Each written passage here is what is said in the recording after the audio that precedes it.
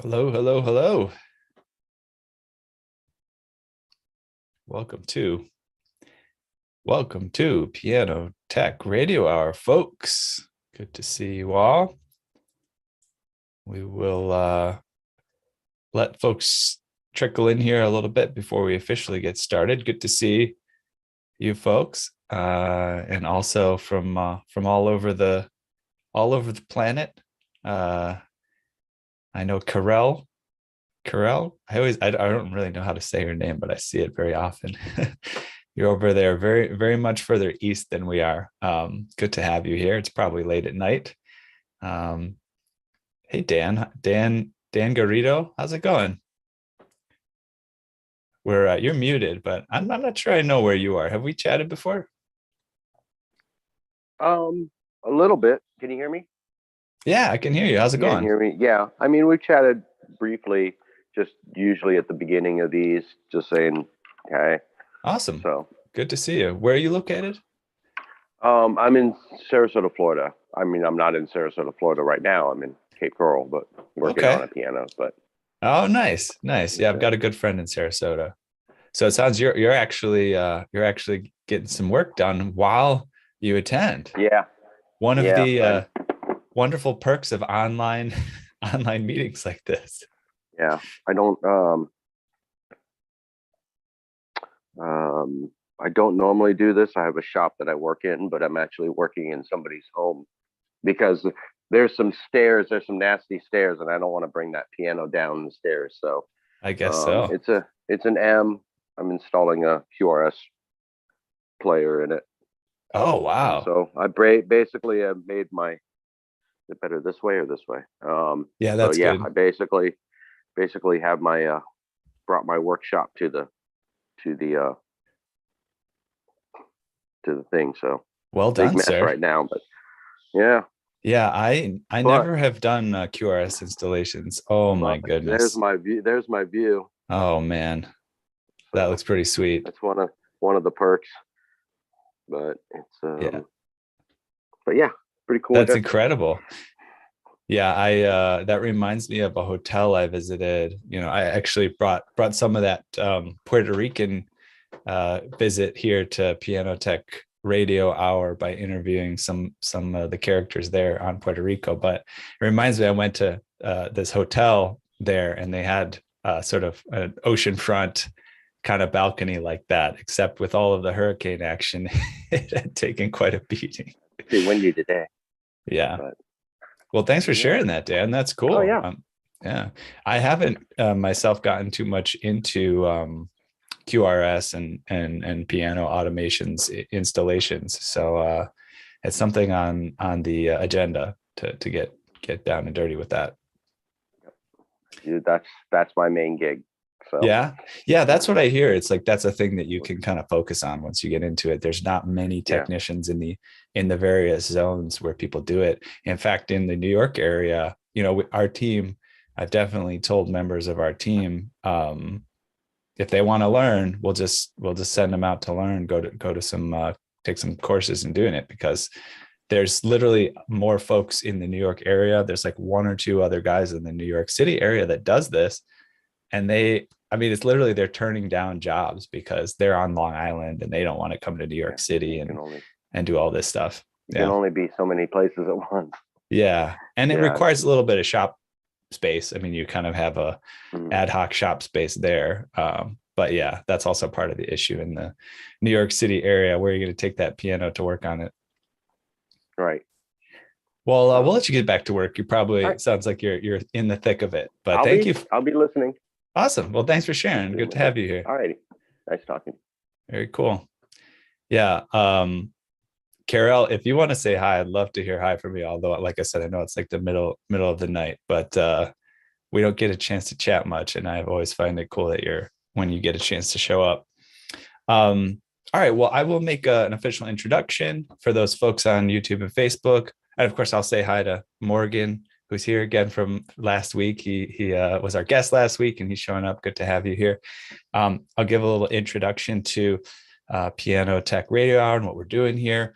So every week we've been coming here for I think maybe it's probably going on 2 years now. We started as a pandemic, got off to a rough start there a couple of years ago, and it actually turned into a very positive outcome, a place where all of us piano technicians could gather together on a weekly basis and kind of help each other learn and grow.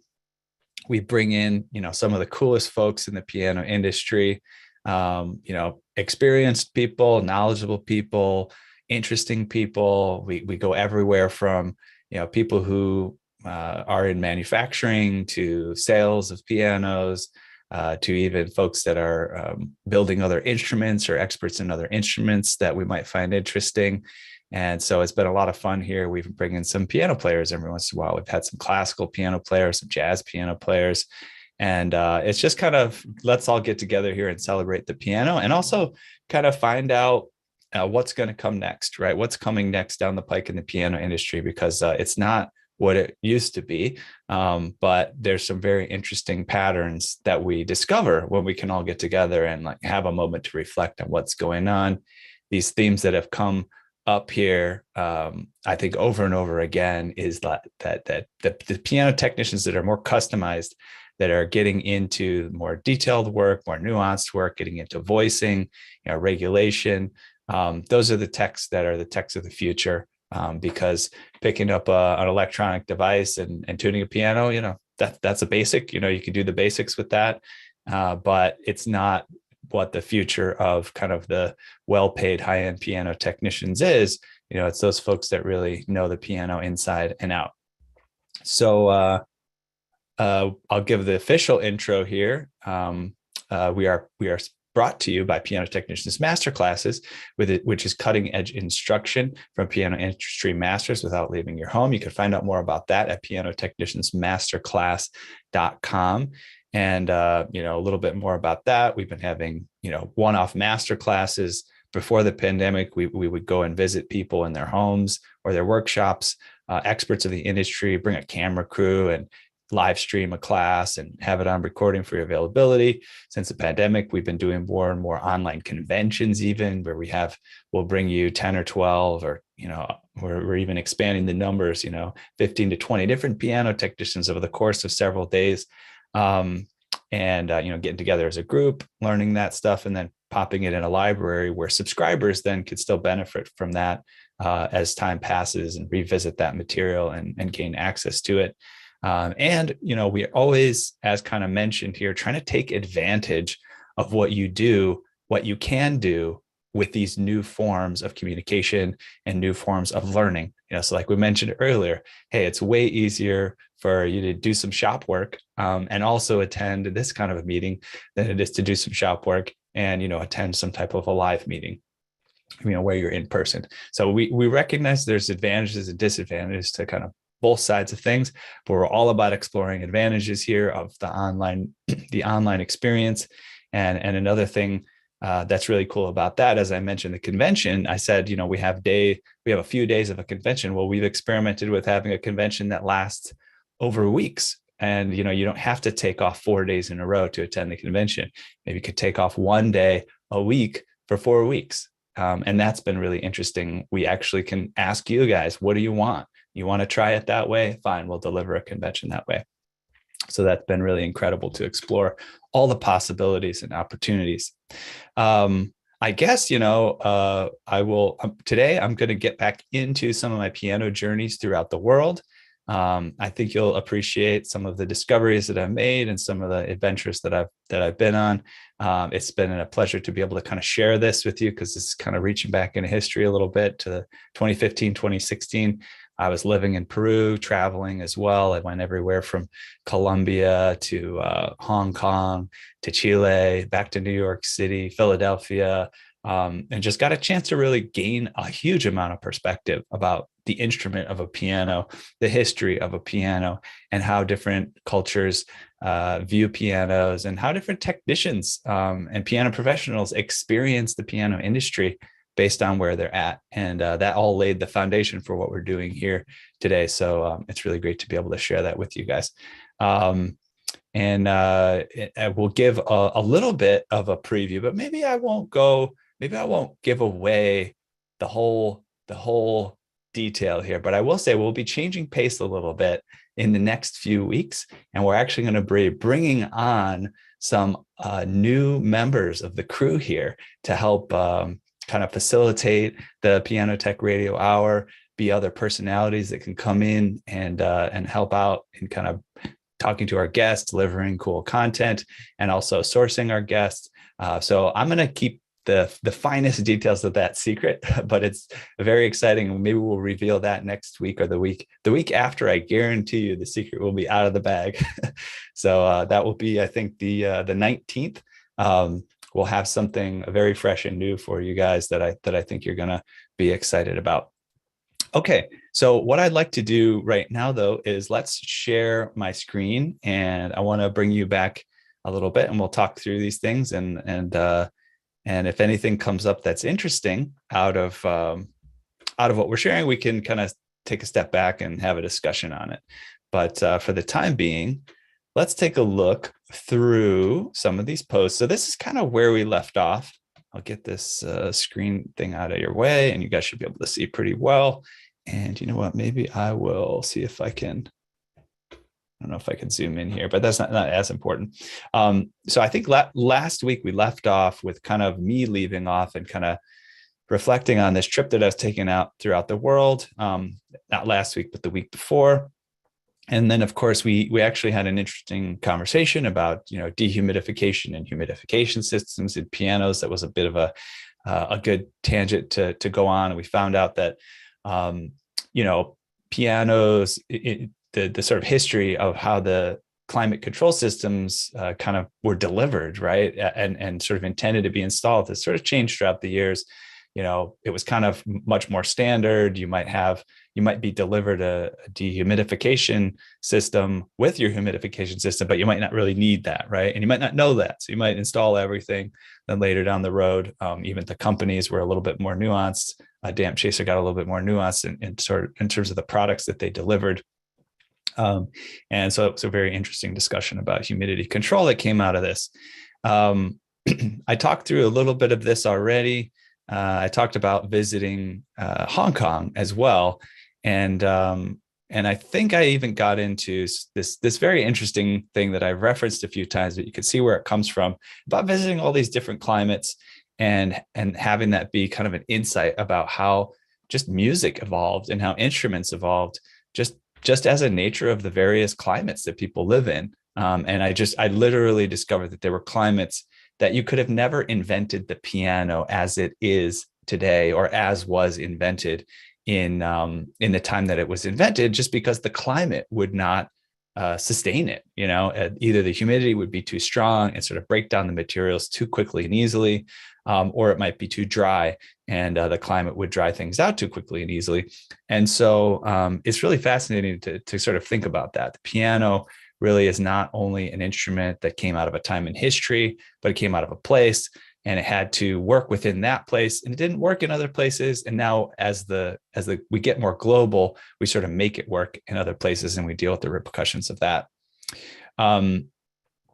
So I think I'll cut in right here on this blog post. We'll read in a little bit, and then I have some very interesting stuff to share with you about the travels that I made. So I had a few goals that I carried with me along this trip. One in particular was to seek out new investors for Floating Piano Factory, to find people who want to become a part of the mission. And Floating Piano Factory, again, is my business in New York City. And this is just kind of an interesting fact I want to share with you guys, and it's become more relevant recently, and maybe we'll talk more about that later. It doesn't have much to do with pianos specifically, but I think it's a really interesting project that sort of evolved out of what I do. So I'm going out about this investment seeking in an unconventional manner. Rather than seeking out large contributions from a handful of individuals, I'm speaking to a wide variety of people who want to make very small investments. These are people I treasure, each in some special way. I see this as highly symbolic gestures from people who believe in what we're doing. And this brings in an added value, which is not just about physical currency, it's about emotional and intellectual currencies. And this is a really beautiful picture. I believe this was either from Bogota or Cartagena in Peru.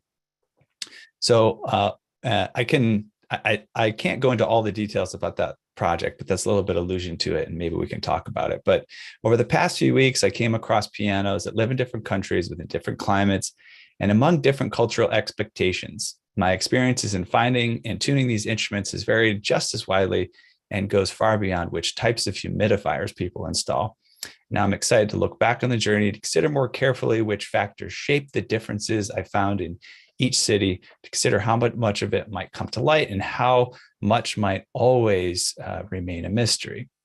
So let's hit on the next post here. This one is about grand piano action regulation and glide bolt adjustment. We've covered this here, so I'm skipping that one into going back into the piano journeys here. So as I left Arequipa, this is kind of fun. I can give you a little bit of an insight into some of the piano technicians that I met in this city where I lived. So I'll read a log and then I'll sort of elaborate as necessary. Feel free to chime in with comments here and there in the chat. We can pick up a discussion as it feels natural on this stuff. So as I mentioned in the last post that we just looked at, I was preparing to depart from Arequipa, Peru, for an extensive multi-country journey. I was excited and I was almost ready. However, there was something I wanted to do before I left. A colleague who works for Steinway's Latin America markets previously gave me some advice before I even came to Arequipa in September. He said, it's important to get to know local technicians because you're in their home territory. Make sure to establish a relationship and to be clear that you're not there to step on anyone's toes, but to be of service and work together. And with that in mind, I realized I was painfully overdue to meet two local technicians I had been hearing about. One's name was Juan Carlos Rivera, and the other, Roque Castillo. I was determined to meet with both of them before I had left Arequipa. And for this journey that marked the halfway point of my stay in Arequipa, it had been hard to pin them down for months. And in this final push, it still wasn't easy. So, and a little bit of background on this guy, Roque Castillo, and no, this is Juan Carlos Rivera. And so, yeah, it's really interesting because I had been there for like 6 months, and I'm a piano guy that's in town, and there's really one major guy and other piano guy in town that's like tuning pianos, and we just never really crossed paths or got a chance to meet. Every time I ask somebody, hey, do you have his number? They'd be like, I don't know. I can't find it or whatever. So this was Juan Carlos Rivera. And he was actually at the concert I attended when I first met Hernando, who was my sort of diplomat piano friend in Peru, if you remember me talking about him in a previous session. And I was supposed to meet Juan Carlos that very evening, but unfortunately we just missed each other. We actually set up a meeting for a few weeks later over email and phone, but no one remembered to set a location. So I reached out to him this time, and as we finally spoke over a brief lunch, I wasn't sure how he felt about me. However, once I explained my mission in my limited Spanish, he seemed pleased and intrigued, and we set a time for me to come to his house. And this is Roque Castillo. And let me see if I have much more about Juan Carlos. You know what? I didn't talk too much about Juan Carlos. Maybe it's in a different post, but I'll allude to it a little bit here. I got to visit him. I went to his house. I visited his piano, and it was just fascinating to kind of discover this is the state of affairs in terms of piano tuning in this area. And he was a excellent piano tuner, but the technology that he was tuning, who was tuning pianos with, was not similar to kind of what you and I, when I say you and I, folks in the United States, especially in urban areas, are using to tune pianos. He wasn't using, CyberTuner or TuneLab or Verituner or anything like that. He was using an electronic device, but I believe it was one of these Korg devices that people had been using many years ago to just kind of give you the basic pitch information. And then he would use that just as a template to make decisions about how to stretch the piano from that basic information. And just fascinating, again, and one of my one of the impetuses for projects like this is to say, hey, we can use this technology to get more up-to-date information out to people pretty much anywhere in the world with internet access. And it was a great time to sort of connect with him. And I think we both appreciated the sort of cultural exchange and the exchange around pianos that we had. Let me talk here about Roque Castillo. Now, Roque Castillo was a somewhat mysterious figure as well. I'd heard through several sources that this seasoned fellow was around somewhere, but I had no idea how to contact him. And I wondered if he really even existed. So when I was at La UNSA, which we talked about a couple weeks ago, which was like the university, the local university, University Nacional San Agustin. So basically San Agustin University, a student told me that Roque was coming to his home soon to tune his piano. So that got me excited. And I spoke to Hugo Cueto, La UNSA's director of the music department, and he was the one that finally gave me the number at which to reach Roque. So I called and asked Roque if we could meet at his workshop. He explained to me where it was, but I actually had a hard time understanding the instructions. The call was quiet. Plus, even after a few months of my Spanish on the phone, it was especially difficult to interpret. And after some attempts to understand, I decided to just make a recording of the call and then have a native speaker help me decode it. And surely that would make sense. So you can imagine me. I finally got this guy on the phone, really hard to reach him. And I find a way to just kind of record while we're talking. I have no idea what he's saying, really, because it's quiet and it's in Spanish. And I figure, well, I hope he's giving me all the necessary information to find him. And then I'll kind of relay it to somebody else and they can interpret it. So I played it back to a friend. And she was actually a bit confused as well. But she told me she thought Roque was describing a bus that I should take to get to his neighborhood in an area called Cerro Colorado. I thought I could decipher the address on Calle Tacna, which means calle is kind of the word for street, and so it's Tacna Street.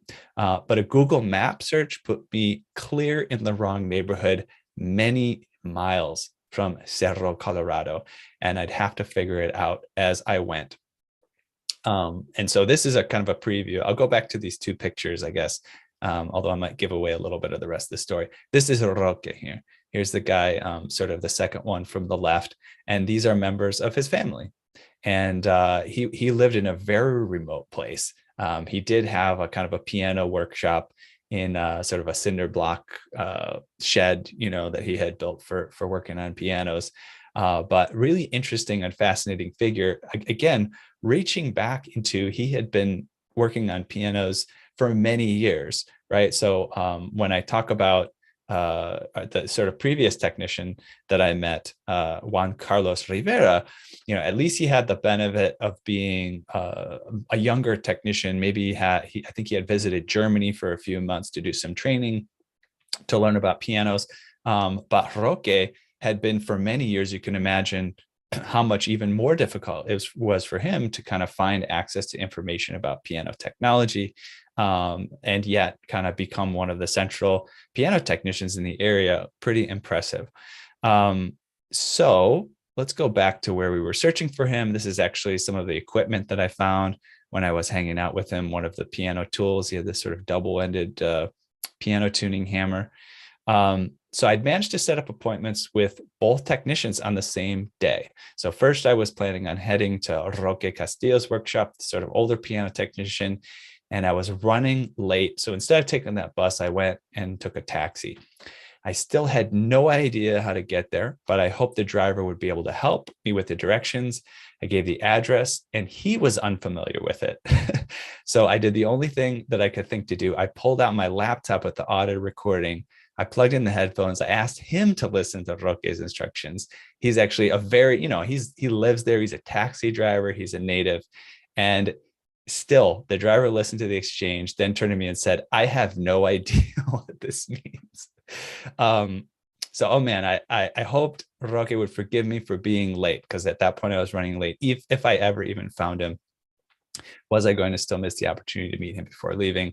And so next plan, I went inside a nearby shop and asked the woman at the counter if she knew the neighborhood I was asking for. She suggested I get to the general area. and then just asked the local police where to go from there. She helped me hail another taxi. You can see the efforts I'm willing to go through to reach out to another piano technician. And then she even explained that plan to the driver of the taxi.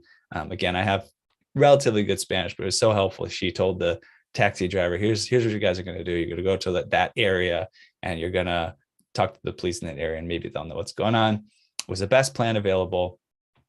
And then when we got to the police station, they gave us some surprising news. There's 2 streets by the name of what we said, Calle Tacnic, and they're entirely in different areas. So we had no idea what to do there. The officer suggested one is probably more likely than the other. So off we went. We drove around the neighborhood for a bit, searching for the house. One disappointing factor was that we did not find Calle Tacna at all. All we found was Giron Tacna, which is kind of a different type of a name of a street, like avenue versus street, right? And this did not bode well. The poor taxi driver was very patient and became my ally in trying to solve this mystery. He waited while I literally just asked passersby if they knew a piano tuner in that area, but really no one even said they knew a piano tuner in the area. And I was thinking maybe the police officer was wrong, and we should have gone to the second option, right? There was another location. I was almost ready to give up, and then we came upon a woodworking shop, and I spoke with the owner of that woodworking shop, and amazingly, he knew where Roque lived, and this was the right street. I arrived at Roque's home an hour late. Fortunately, that's Arequipa time, and that's completely not to be unexpected. So I was warmly greeted at the gate, not only by Roque, but also some of his lovely family. And as I mentioned earlier, you kind of saw a picture of his family. Again, I spoiled the end of the story. I did actually find him eventually. Here's me in his living room with a couple of folks in his family. He has quite a large family, actually. It was impressive to see that he supported such a large family as a piano technician.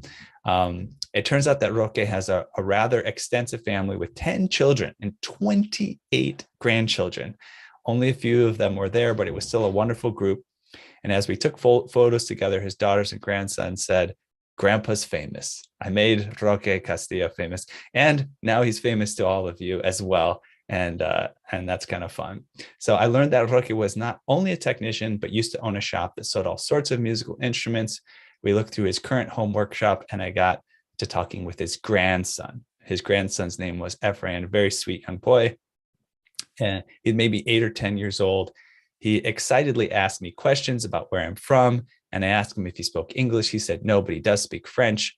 And I was so surprised. He explained that he attends a French-Peruvian school where the students speak dual languages.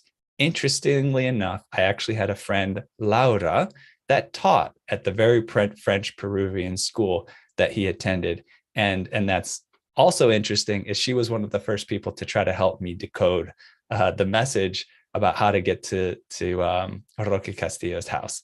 Even though she speaks French, her Spanish is excellent. So there's me with Laura and having a coffee at a local cafe. Also happens to have a really interesting piano in it. You can kind of see in the background there. That's a story for another day. So I asked the Ephraim, the grandson, if he knew her, and he did. Another surprise. So later that day, he added me on Facebook, and we don't chat on Facebook anymore. I kind of fizzled out, but we did have fun chatting back and forth. He was a super cool kid and just sort of loved being able to connect with me and chat back and forth. And here's a nice photo in Roque's home. Maybe if I open this, it's worth opening in a new tab so you can get a bigger view of that. And she's playing the piano that they have at home in their living room, kind of a cool instrument with some interesting decorative elements. And one of Roque's daughters, she said she had a piano. I guess this is at her home. So they actually all had this little compound in his neighborhood where they all had homes within a few blocks of each other. And so we went over to her house, and it wasn't that far. So we went and we saw that. We gathered everyone up and headed over to check it out.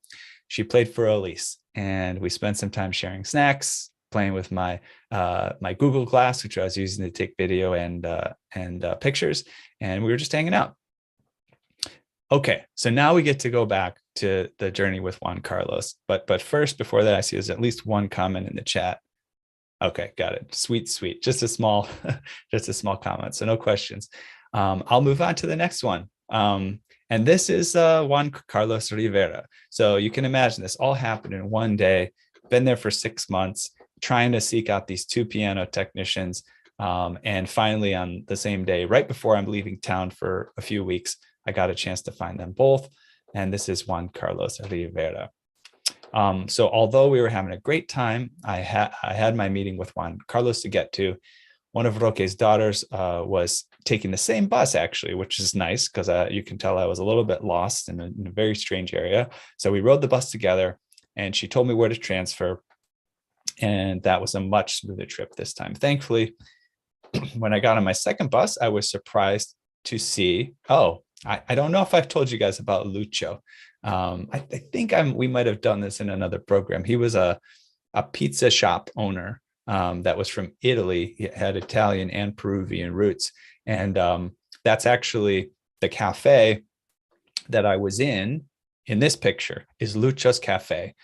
So he made like coffee and desserts, and especially he had pizza and pasta at nighttime in this small little cafe, which had this incredible vintage piano in the background, and one of those birdcage action pianos, which is so incredibly difficult to work on. But so it's really interesting. I can't really communicate how far away I was from Lucio's, pizza shop and sort of the central area of town. And as I'm saying, what I happened to do, as I was out on my way to Juan Carlos's house, I ran into Lucio's sister. Her name is Juliana, and she was actually on the same bus, and she was heading the same area. So again, I was lucky not only to have lunch together, but to have someone else help me find my way, as we've established was pretty difficult. So we arrived at a little place that she knew about. Lunch service was ending, but she knew the owners, so they kindly seated us. And not only that, but as we finished up, she told me it was on the house, yet another unexpected reason to smile. So we got free lunch there because she was friends with the owner. Let me open this image up because this will be a little bit illustrative of what I mentioned earlier. So Juan Carlos is a busy guy. He has 3 jobs: piano technician, music teacher, and choir director. He's also the father of 2 daughters. That's not uncommon. That's kind of like similar to folks. There's a few folks in the States that are like this. They do that kind of piano tech, music teacher, choir director kind of thing. His home is in a well-developed area, but it wasn't always so. He told me his property used to be part of a factory where his mother had worked. And one day the company offered her a chance, which is actually really nice, to buy a piece of the land where the factory was. And now he lives there on that house that he built, watching the neighborhood grow around him. I played some pianos that Juan Carlos has tuned, so I know that he does great work. And knowing that, I was surprised to learn he uses no more than his delicate ear and a vintage Korg. Yeah, I was right. I was trying to remember it. I wasn't sure whether it was in the story. A vintage Korg chromatic tuner is what he was using to tune pianos. I told him about the software I was using on my iPad. Of course, we all know CyberTuner and the additional information it provides.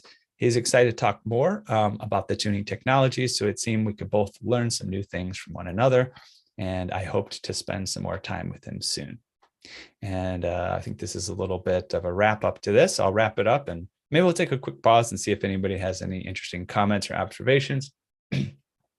So finding my way through, and this is again one of Roque Castillo's daughter here, and this is the door to their house. And I just want to point out how difficult it would be to recognize. I'll put this in the in a new tab as well. So it's not like a house with a lawn where you can kind of see up to the house and stuff. A lot of houses in this area, they have like a big wall or a big gate in front of the property. So you walk around, you can't tell what's inside one property from the next. So on top of everything, trying to find this guy, of course, he was behind like a 16-foot metal gate that I could hardly decide what could be behind that. So tracking down these 2 wonderful technicians was daunting, but after all this time hearing about them, it felt good to finally connect, to meet these established piano technicians who call Peru their home. The question of when our paths would cross had been hanging for months. When I used to teach biology classes through the city of New York, the City College of New York, We would give freshman students big textbooks to study from. It was a lot of information and hard to figure out where to begin. But if you simply read through from page 1, it's actually easy to get lost. Many of these new students needed a primer on studying. I taught them to read the headline of each chapter, then write down specific questions that came to mind and predictions about what they might learn. Then as they read, they could actively search for the answers. It helped generate curiosity and create a clear goal with which to drive their attentiveness to the material. In a similar way, having the questions of how to meet these fellows had been driving me. It allowed me to experience Arequipa with a more attentive eye, to experience a fuller version of what the city can be from the center of every corner, from the center to every corner. And as the journey to find these two men was so overwhelming, I had to break things down and to take it one step at a time. I'm glad I did, as I ran into so many other great connections along the way. I was honored to be welcomed into these people's homes and to bond with new friends I otherwise never would have known. All this because of our shared love of pianos. So now that I'd met Juan Carlos and Roque, it was nearly time to depart from Arequipa. There's just a couple more visits I needed to make to close the chapter on the first half of my adventures there. I needed to visit Hernando, that's Hernando Torres Fernandez, who's the diplomat from Peru, who actually plays concert piano and has played concert piano all over the world.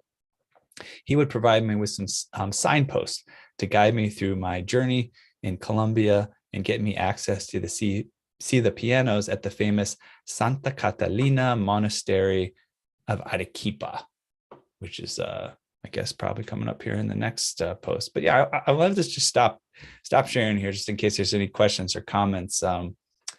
Has anybody else had much experiences kind of visiting other countries? I mean, I guess you could even say even other states, you know, that the United States is a place where there's several climates and environments. I'm not sure if anybody has, you know, some of us are just kind of stationary where we are. So it's interesting to see all these different areas.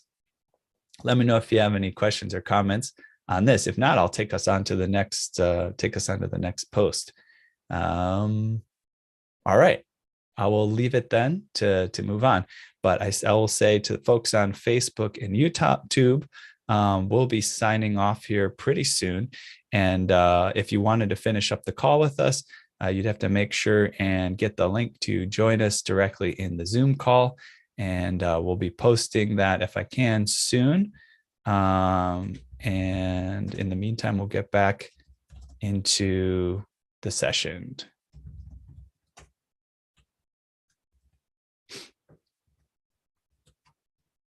All right, great.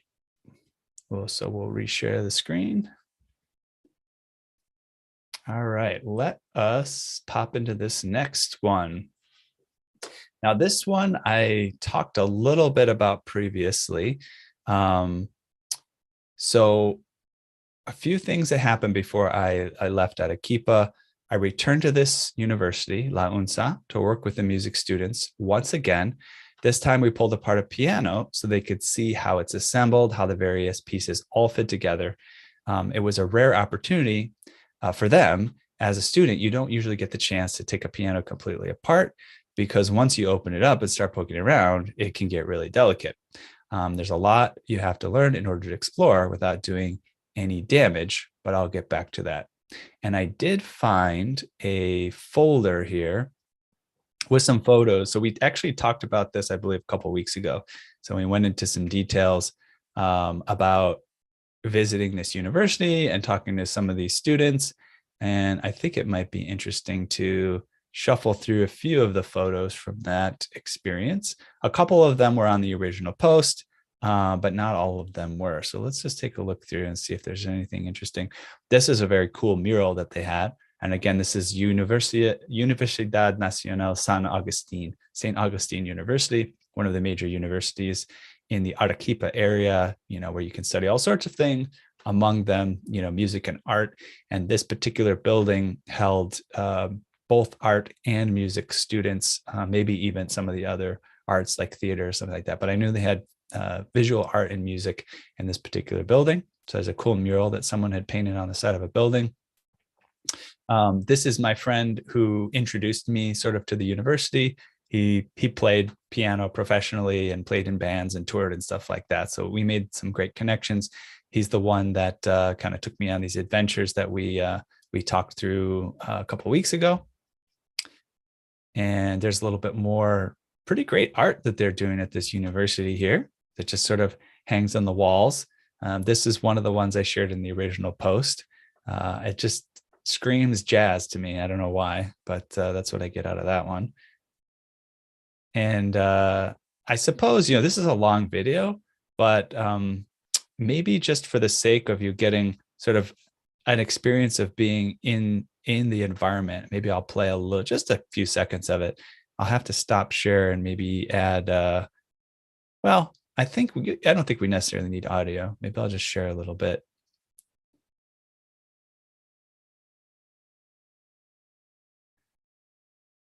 So you can see, it's like a typical university environment, lots of students walking around with their instruments and, kind of enjoying this is kind of what the weather's like all the time there. So that's one thing you got going for you. So it's pretty warm and sort of desert climate. And then you can see the sort of outlay of the building. Some of those rooms would have pianos in them, and they would have, music classes. And then some of those rooms would have art classes. There's some pretty cool art studios in that same area. So yeah, it's just like between classes. Again, this looks like it's maybe like a 12-minute video. This is actually meeting the Hugo Coete. He was the head of the department. So this is me kind of trying to talk through with him the idea of teaching to the students a little bit. And of course, he was on board with that. I have to say, though, it's really interesting if I say, of course, he was on board with that. Even though all this stuff, seems really great and sort of positive from our perspective, when you just kind of show up in a new area and nobody knows who you are, they don't know, like, oh, hey, I want to teach your students about pianos. He doesn't know if I'm a great piano technician or some hack or something like that. So interestingly, there's a bit of a vetting process, I had to go through to kind of just build some of these relationships. I learned it's just natural, when you're a new person in a new area. So there's us talking to him, another video. Here's him, I believe, writing down the contact information for Juan Carlos Rivera and Roque Castillo, one or the other of them, or both. There's me hanging out with him. Got a few of those. Yep, there it is, Roque Castillo. Oh, this is great. Actually, you know what? Maybe I'll share some audio on this. This is from the post from 2 weeks ago. This is the guy that travels the world. He's blind. I forget which country he's from, but he was so determined that he still wanted to travel the world despite the handicap of being blind, that he found ways to raise money to the funds to actually travel and visit all these different countries. And one of the things he does to raise funds is just be on the street playing, interesting audio. Like you play John Coltrane in the street here in Arequipa, Peru, which is a very sort of rare thing to be able to hear that. It just wasn't as a popular thing for people to be playing. And he would play speeches by Martin Luther King. And he had poetry booklets of his own poetry that he would sell to people. So I think it's worth it. And let me see if I'll share audio and just see what's going on there. Let's see here. Share screen. Sound, optimize video. There we go. Yeah, let's check this out.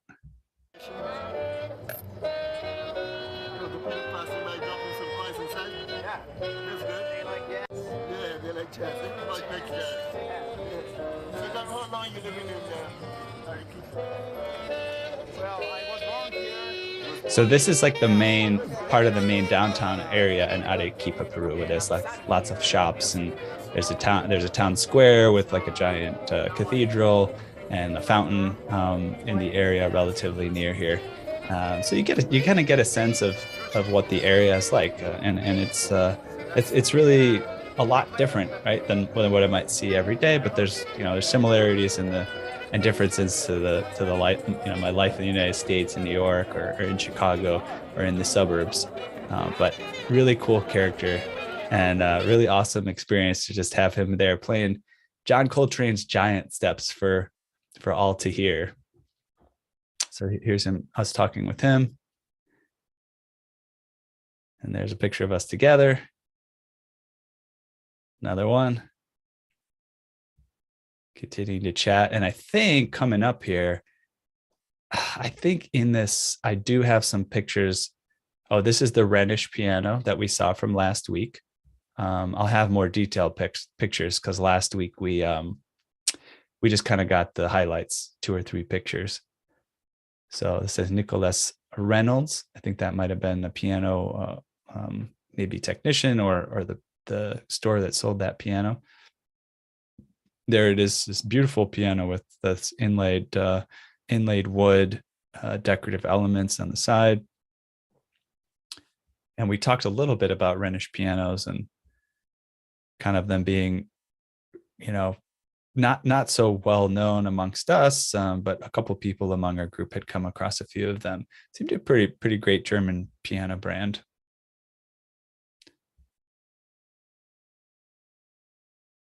Get a little sense of the harp there.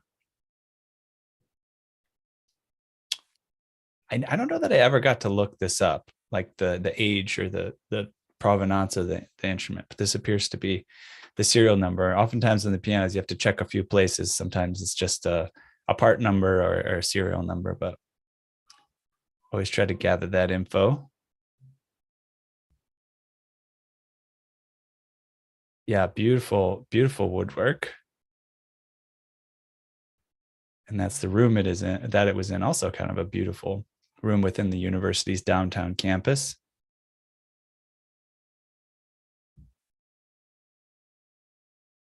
And this is the restaurant. If you remember 2 weeks ago, this is a restaurant that I ate at with my friend. And this is kind of the sort of area where the restaurant is within a little alcove on the side of the street. And this is the dog that comes and begs for your food while you're eating. And I had a picture of him doing that. He hangs out outside this tattoo shop in the same area. Yeah, there he is. He changes which table he's at, but he has the same strategy. He just hangs out very quietly, and he puts his paw on your knee and waits to see if you'll offer him any of your food. Oh, and here's a fun video of him. Let's see. Just hanging out, No, not getting anything from you. I think I'll change strategies.